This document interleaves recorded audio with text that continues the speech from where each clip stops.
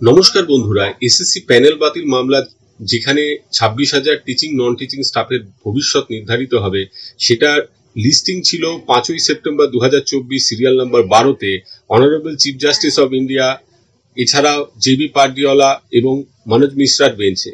কিন্তু বর্তমানে যে সংবাদটি পাওয়া যাচ্ছে, এই notice regarding non sitting of honourable chief justice, তাতে দেখা যাচ্ছে আজকে 4 সেপ্টেম্বর 2024 একটি নোটিশ দিয়েছে সুপ্রিম কোর্টের তরফ থেকে, যেখানে বলা হয়েছে যে আগামী 5ই সেপ্টেম্বর চিফ জাস্টিস তিনি বসবেন না, ফলে তার কোর্টে কোনো কেস কিন্তু শোনা খুব মুশকিল।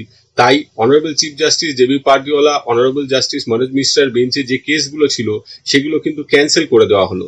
যদিও এখনো সুপ্রিম কোর্টে এই যে মামলাটি, তার চেঞ্জ প্রেজেন্ট বা লাস্ট লিস্টেড অন এই জায়গাটায় কোনো পরিবর্তন লক্ষ্য করা যাচ্ছে না, কিন্তু নিশ্চিতভাবেই এতে পরিবর্তন আসবে। ফলে আগামী 5ই সেপ্টেম্বরও কিন্তু কেসটির শুনানি হবে না, সেটা এক প্রকার নিশ্চিত।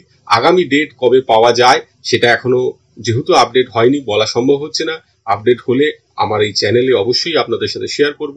এখন এই পর্যন্তই। সকলে ভালো থাকবেন, সুস্থ থাকবেন। ধন্যবাদ।